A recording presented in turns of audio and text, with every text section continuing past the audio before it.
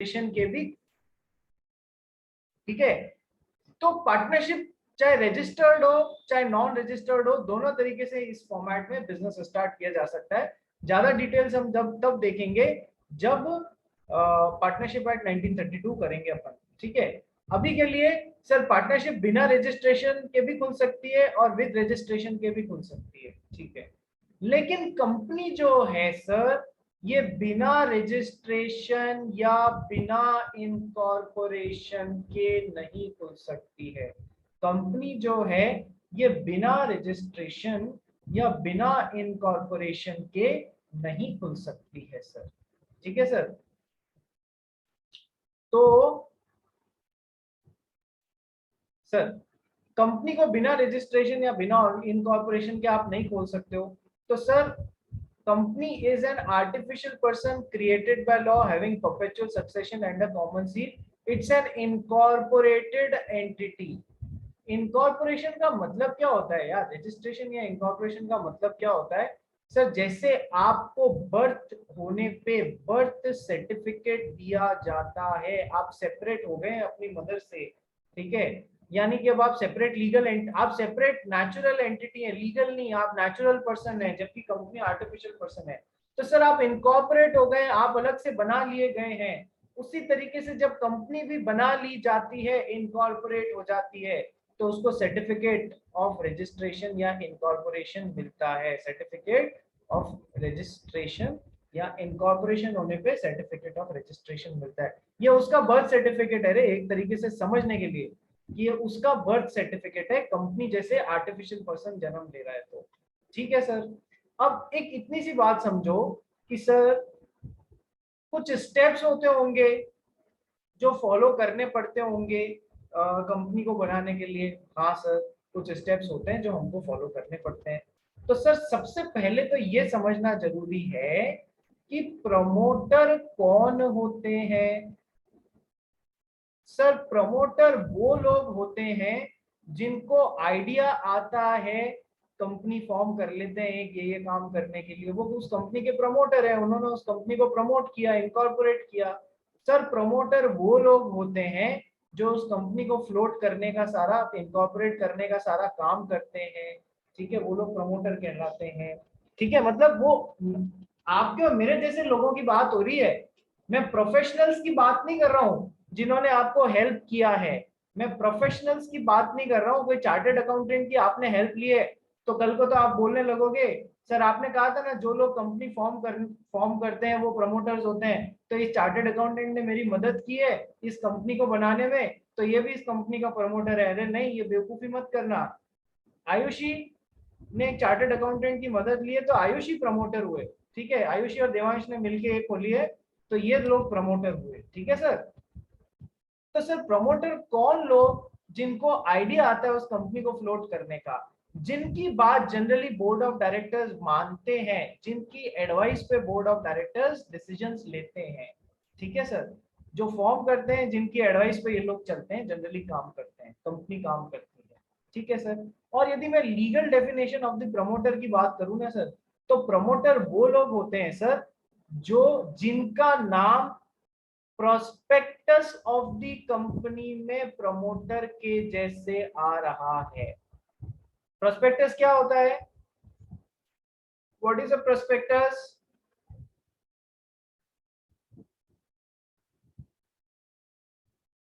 हाँ निनाद बोल।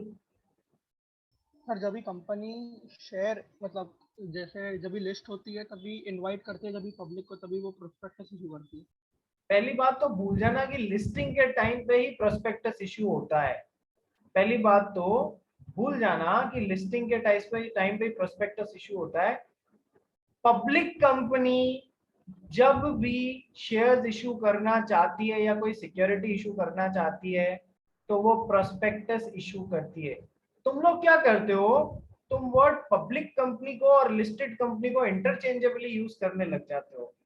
ऐसा है नहीं, क्योंकि हर पब्लिक कंपनी लिस्टेड कंपनी नहीं होती है, लेकिन हर लिस्टेड कंपनी जरूर पब्लिक कंपनी होती है, क्योंकि पब्लिक कंपनी को ही एलिजिबिलिटी होती है कि वो लिस्ट कर सके।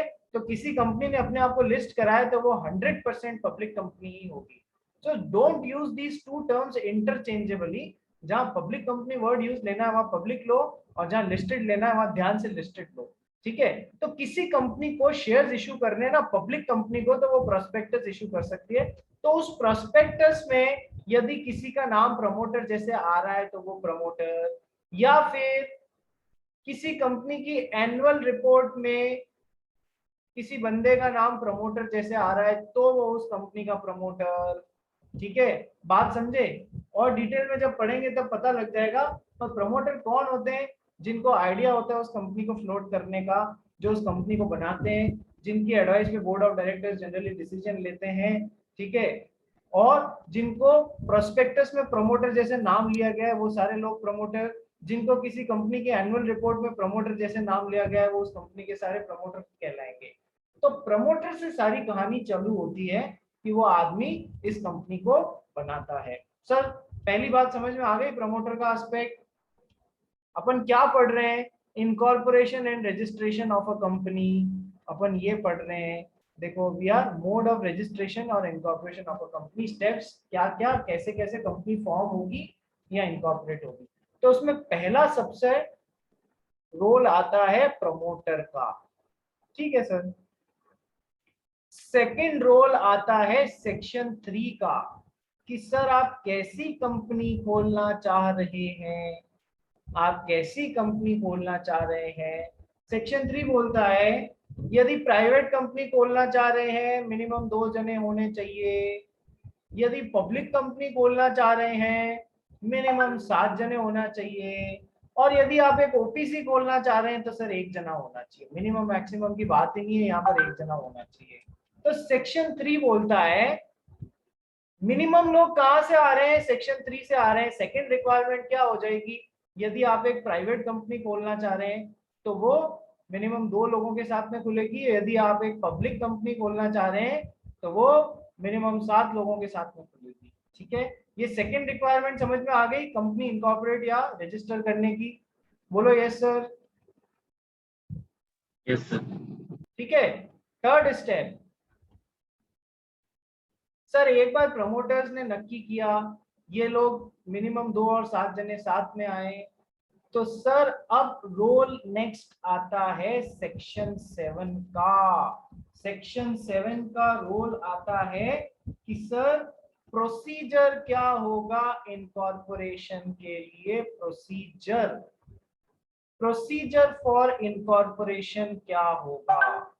ठीक है सर, आइए डिस्कस करते हैं। Sir there will be 7 steps. Step 1 से लेके स्टेप 7 तक 7 स्टेप होंगे। स्टेप 1 से लेके स्टेप 7 तक देयर विल बी 7 स्टेप्स। ठीक है सर, इनकॉर्पोरेशन करने के लिए, हालांकि सॉरी सारे के सारे इनकॉर्पोरेशन के स्टेप्स नहीं है, लेकिन सभी सभी काम आए ये जरूरी नहीं है। ठीक है, अच्छा स्टेप 1 क्या है? स्टेप 1 है, स्टेप 1 में भी फर्दर बहुत सारे स्टेप्स हैं। तो स्टेप 1 क्या है सर? स्टेप 1 है filing of documents and information. Filing of documents and information. Sir किसके साथ फाइल करेंगे? आपको एक कंपनी फॉर्म करनी है तो आप अपने डॉक्यूमेंट्स किसके साथ में फाइल करेंगे सर? जिस भी जगह की आप कंपनी खोलना चाह रहे हैं उस जगह के रजिस्ट्रार ऑफ कंपनीज के साथ में आप अपने डॉक्यूमेंट्स फाइल करेंगे। रजिस्ट्रार कौन होता है बेटा? Who is known as a registrar? आपको क्या समझ है वर्ड रजिस्ट्रार से, जल्दी बताइए। Everyone, anybody for that sake? Sir जो कंपनीज का रजिस्टर मेंटेन करते हैं। परफेक्ट सर, जो कंपनीज का रजिस्टर मेंटेन करता है ना, what is register of companies? Sir company register हुए बिना बन नहीं सकती, इनकॉर्पोरेट हो नहीं सकती। तो सर इधर जब उस रजिस्टर ऑफ कंपनीज में उस कंपनी का नाम एंटर हो जाएगा तो सर्टिफिकेट ऑफ रजिस्ट्रेशन इशू होगा। यानी कि हम मान लेंगे कि ये कंपनी इनकॉर्पोरेट हो गई है, इसी जो जिस जिस तारीख को उस सर्टिफिकेट में मेंशन है उस तारीख को बन गई है और सर्टिफिकेट ऑफ रजिस्ट्रेशन इशू हो गया, बर्थ सर्टिफिकेट, यानी कि अब ये कंपनी इनकॉर्पोरेट हो गई है। तो ये वो रजिस्टर मेंटेन करता है जिसमें सारी कंपनीज की जानकारियां होती है, इसलिए ही और she is known as registrar of companies. Sir समझ में आया? रजिस्टर ऑफ कंपनीज होता है जो वो आदमी मेंटेन करता है, उसका नाम होता है रजिस्ट्रार ऑफ कंपनीज। ये समझ आया? Yes sir. आगे देखो सर, अब है ना इंडिया में कितने ही सारे रजिस्ट्रार बैठ रहे हैं। तो सर देखो बहुत सारे रजिस्ट्रार बैठ रहे हैं, मेरी ड्राइंग पे मत जाना। मान लो ये इंडिया का मैप है, मान लो ये इंडिया का मैप है, don't go on my drawing.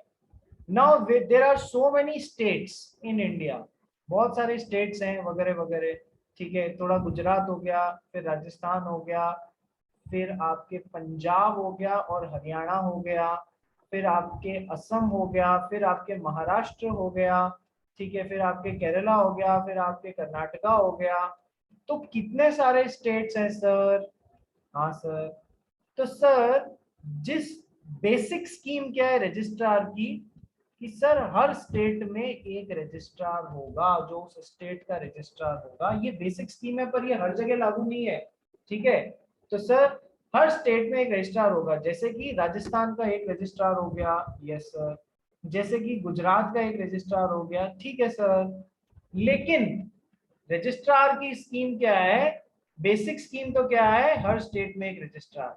लेकिन कई स्टेट्स इतने छोटे होते हैं कि उधर है ना फुल रजिस्ट्रार के ऑफिस की जरूरत नहीं होती है, मतलब इतने छोटे होते हैं। जैसे कि पंजाब, जैसे कि पंजाब से लगता हुआ हरियाणा, सर ये इतने छोटे स्टेट्स हैं कि इनमें है ना दोनों स्टेट्स को मिला के एक ही रजिस्ट्रार को ये जिम्मेदारी सौंप दी गई है कि आप पंजाब का भी काम हैंडल करेंगे, जो भी कंपनी रजिस्टर हो रही है या company related work registrar of companies आप ही रहेंगे, और हरियाणा की भी आप ही करेंगे।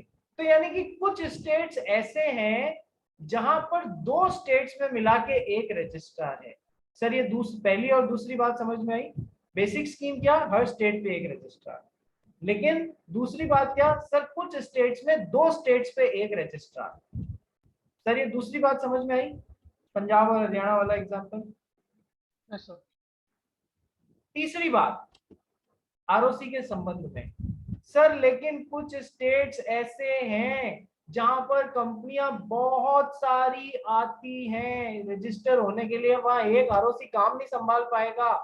जैसे कि स्टेट ऑफ महाराष्ट्र, वहां पर दो आरओसी बैठते हैं, एक तो बैठता है मुंबई में और which is only for Mumbai. Mumbai में इतनी कंपनियां रजिस्टर होती हैं, इतना काम रहता है कंपनीज का कि यहाँ के लिए अलग से, Mumbai is the financial capital of our country बाबा। तो यहाँ पर तो खूब सारे कंपनियों का काम होगा, तो बेचारा एक रजिस्ट्रार मर जाएगा पूरे महाराष्ट्र का देखेगा तो, ठीक है। तो एक तो आरओसी हो गया मुंबई के लिए, दूसरा आरओसी हो गया फॉर रेस्ट ऑफ महाराष्ट्र, बाकी के महाराष्ट्र को देखने के लिए। मेरे ख्याल से नागपुर या कहीं बैठता है, I am not too sure. तो कुछ स्टेट्स ऐसे भी हैं जहां पर दो रजिस्ट्रार हैं, उनका एरिया बांट दिया महाराष्ट्र का, मुंबई का तुम्हारा इतना और तुम्हारा rest of the Maharashtra. Sir ये समझ में आया आरओसी? यस। यस। तो अपन ने स्कीम देखी, एक स्टेट पे एक, कई जगह दो स्टेट्स पे एक, कई जगह एक स्टेट में दो, ठीक है, कोई भी परम्यूटेशन कॉम्बिनेशन से। तो ऐसे बैठे हुए हैं, अब कितने बैठे हुए हैं हमको इसमें जाने की जरूरत नहीं है, ठीक है सर। चलिए, तो अब वो रजिस्ट्रार ऑफ कंपनीज, सर अभी तक अपन क्या पढ़ रहे हैं? अपन पढ़ रहे हैं कंपनी कैसे इनकॉर्पोरेट करी जाए या कंपनी कैसे रजिस्टर करी जाए। तो सर सबसे पहले प्रमोटर नाम का एक अजीवड़ा होता है जो सारा सारा ख्वाब देखता है कंपनी फॉर्म करने का। तो प्रमोटर जिसके दिमाग में आइडिया आया होता है, ठीक है सर, या जिसको प्रोस्पेक्टस में प्रमोटर जैसे या कंपनी की एनुअल रिपोर्ट में प्रमोटर जैसे बोला हुआ है, वो भी प्रमोटर। जिसकी एडवाइस पे कंपनी के बोर्ड ऑफ डायरेक्टर्स जनरली काम कर लेते हैं, वो भी प्रमोटर, ठीक है। लेकिन इसका मतलब ये नहीं है कि आप किसी एडवोकेट की एडवाइस पे काम कर रहे हो या चार्टर्ड अकाउंटेंट की एडवाइस पे काम कर रहे हो तो वो भी प्रमोटर हो गए कंपनी के, नहीं, ऐसा नहीं बोलना, ठीक है। फिर सेकंड स्टेप आता है सर, अच्छा चलो आइडिया तो आ गया कंपनी फॉर्म करने का, लेकिन कितने जनों के साथ में करें?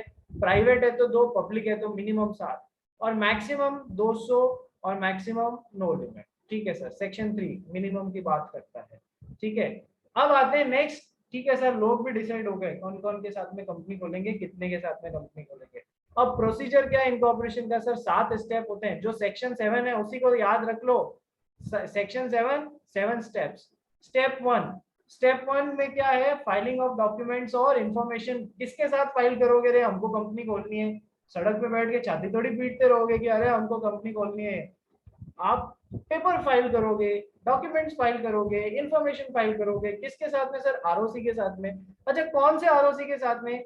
सर जिस जगह आप कंपनी खोलना चाहते हैं उस जगह का जो भी आरओसी है उसके साथ में। राजस्थान में, महाराष्ट्र में है तो डिसाइड करना रहेगा। मुंबई में खोल रहे हो तो मुंबई के आरओसी, नहीं तो रेस्ट ऑफ द महाराष्ट्र में खोल रहे हो तो रेस्ट ऑफ द महाराष्ट्र के आरओसी के साथ में। तो जो इलाका लगता है ना, जिधर आप कंपनी खोलना चाह रहे हैं, वो जिस आरओसी का इलाका लगता है उसके साथ में आप इंफॉर्मेशन फाइल करेंगे। ठीक है सर। एक डायलॉग सुना है हिंदी, पुरानी हिंदी मूवीज देखते हो क्या? कौन कौन पुरानी हिंदी मूवीज देखता है? टाइम पास नहीं करते क्या थोड़ा बहुत? तो सर उसमें अमिताभ बच्चन जनरली पुरानी हिंदी मूवीज में एक डायलॉग बोल रहा होता था। अमिताभ बच्चन को कोई एक गुंडा बोलता था, खून बोलता था ये मेरा इलाका है, तो अमिताभ बच्चन डायलॉग दे देता था, इलाका तो कुत्तों का होता है।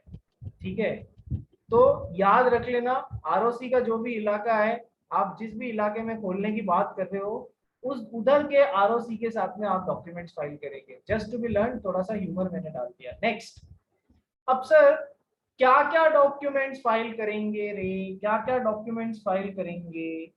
सर देखो, ये डॉक्यूमेंट्स फाइल करेंगे, इनको हटा रहा हूं मैं। ये डॉक्यूमेंट्स फाइल करेंगे। सबसे पहले डॉक्यूमेंट्स की बात कर रहा हूं। हाँ, अभी अपन स्टेप 1 में ही चल रहे हैं। स्टेप 1 क्या है? Filing of documents. Filing of documents. Sir पहला डॉक्यूमेंट मेमोरेंडम ऑफ एसोसिएशन और article of association of the company. MOA नाम सुना है ना? बोलो हाँ या ना। सर है ना? डिटेल में बाद में समझेंगे क्या होता है, बस मुझे ये ध्यान है कि हाँ आप जानते हो कंपनी का मेमोरेंडम ऑफ एसोसिएशन और आर्टिकल ऑफ एसोसिएशन केवल बस टाइप करके नहीं दे देना है बाबू, उसको साइन भी करना है। जो लोग मिलके कंपनी खोल रहे हैं ना, वो ड्यूली साइंड होना चाहिए उन लोगों के द्वारा। ठीक है सर, ये डॉक्यूमेंट नंबर 1। डॉक्यूमेंट नंबर 2 क्या होता है बाबा? एक डिक्लेरेशन होता है।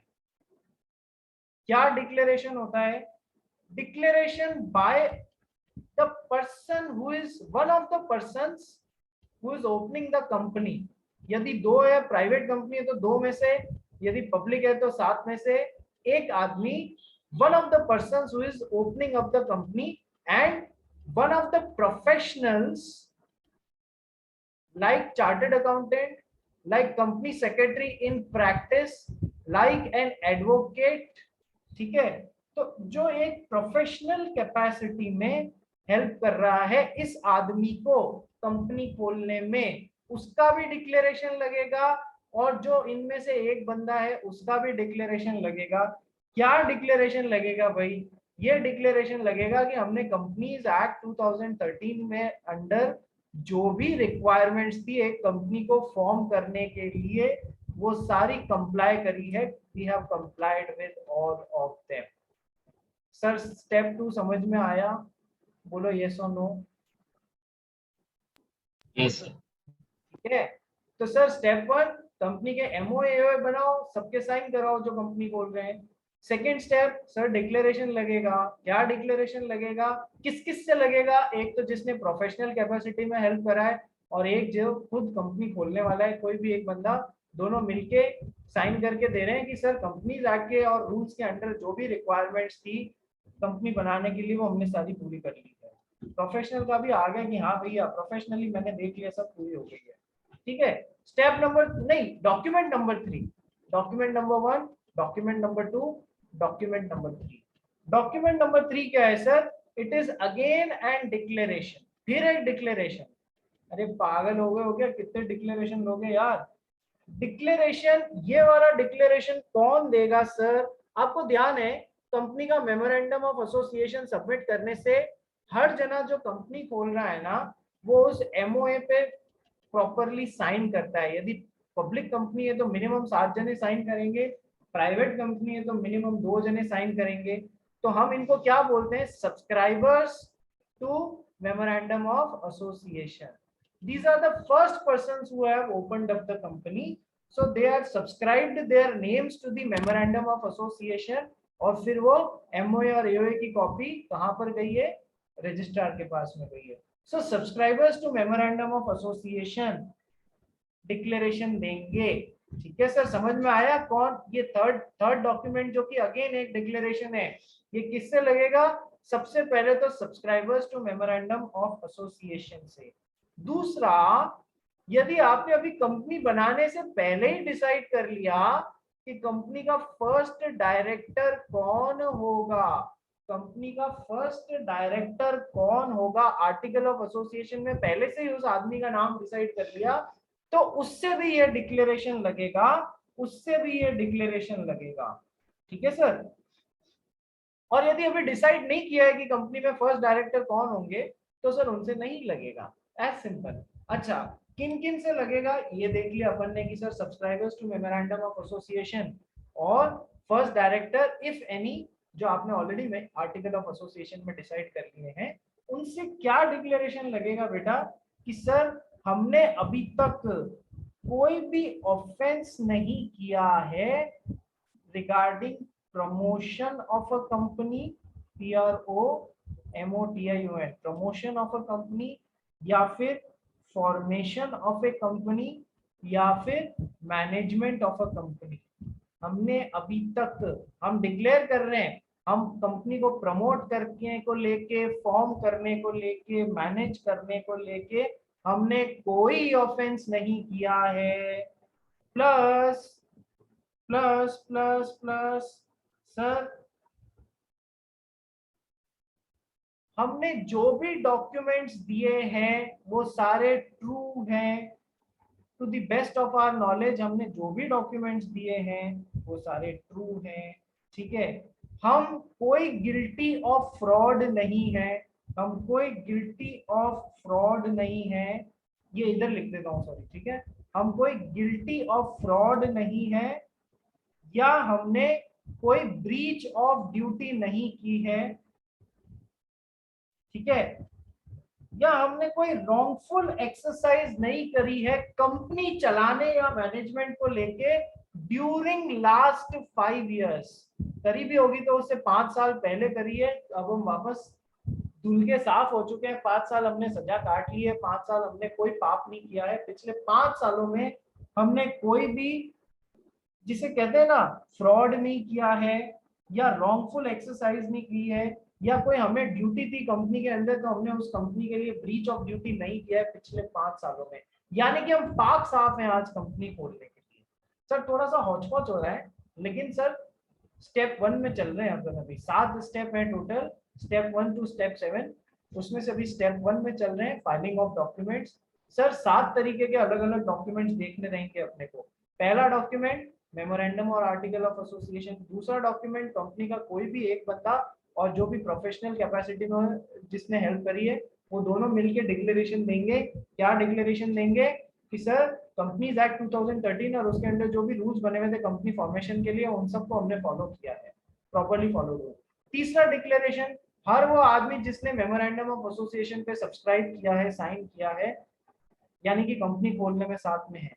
और यदि कोई फर्स्ट डायरेक्टर आपने अभी से चुन लिया है कि सर हम कंपनी के फॉर्मेशन, प्रमोशन, मैनेजमेंट से रिलेटेड हमने कोई भी ऑफेंस नहीं किया है, हम कोई भी ब्रीच ऑफ ड्यूटी या गिल्टी ऑफ फ्रॉड नहीं है ड्यूरिंग लास्ट 5 साल में। चौथा डॉक्यूमेंट, स्टेप 1 में भी 7 डॉक्यूमेंट है, टोटल स्टेप कितने सर? 7। ठीक है, स्टेप 1 में भी 7 डॉक्यूमेंट है, 1 2 3 4 5 6 7। और सेक्शन कौन सा है सर? सेक्शन 7 लग रहा है। ठीक है, 7 7 7। ठीक है, डॉक्यूमेंट 1 पढ़ लिया, MOU. Document 2 declaration, document 3 declaration. Let's come to document number 4। Sir address of correspondence of company till the time उसका रजिस्टर्ड ऑफिस नहीं सेटअप हो जाता। टिल द टाइम कंपनी का रजिस्टर्ड ऑफिस सेटअप नहीं हो जाता, तो कंपनी से कोई भी कॉरेस्पॉन्डेंस करने की जरूरत पड़ गई आरओसी को, तो वो कहाँ करेगा रे? ठीक है, आपको एक बात बताऊं सर, अपन कहते हैं कि उस आरओसी के साथ में अपने को जमा करना है जिस जिस जगह के आरओसी पे आप कंपनी खोलना चाह रहे हैं। तो सर आरओसी का अभी तक अपना केवल जगह स्टेट डिसाइडेड है, लेकिन प्रॉपर एड्रेस अभी अपनी कंपनी खुली नहीं है रे। तो आप पहले हमें कंपनी खोलने का परमिशन दोगे तब हम उसका ऑफिस सेटअप करेंगे ना। ठीक है, तो address of correspondence of the company, ठीक है, जहां पर रजिस्टर्ड ऑफिस सेटअप होने से पहले जो भी कॉरेस्पॉन्डेंस करनी है वो सारी करेंगे। स्टेप नंबर 5 सर क्या है? पर्टिकुलर्स ऑफ एवरी सब्सक्राइबर, हर वो आदमी जिसने सब्सक्राइब किया है मेमोरेंडम ऑफ एसोसिएशन और आर्टिकल ऑफ एसोसिएशन को, यानी कि उस पर साइन किया है, उन सब के पर्टिकुलर्स। क्या क्या पर्टिकुलर्स? सर आपका नाम क्या है, आपका सरनेम क्या है, आपका रेजिडेंशियल एड्रेस क्या है, आपकी नेशनैलिटी क्या है, आप कौन से नेशनल के, आपका आईडी प्रूफ क्या है, ये सब लगेगा। नाम, surname, residential address, nationality proof. तो आप अब पर्टिकुलर्स आएगी उन सब जनों की जो subscribers to memorandum of association है। ठीक है सर, टाइम खत्म हो रहा है, अपन रीजॉइन करेंगे और 5-10 मिनट और लूंगा, इस पहले स्टेप को खत्म करते हैं। I am sending you the new link, let's all rejoin.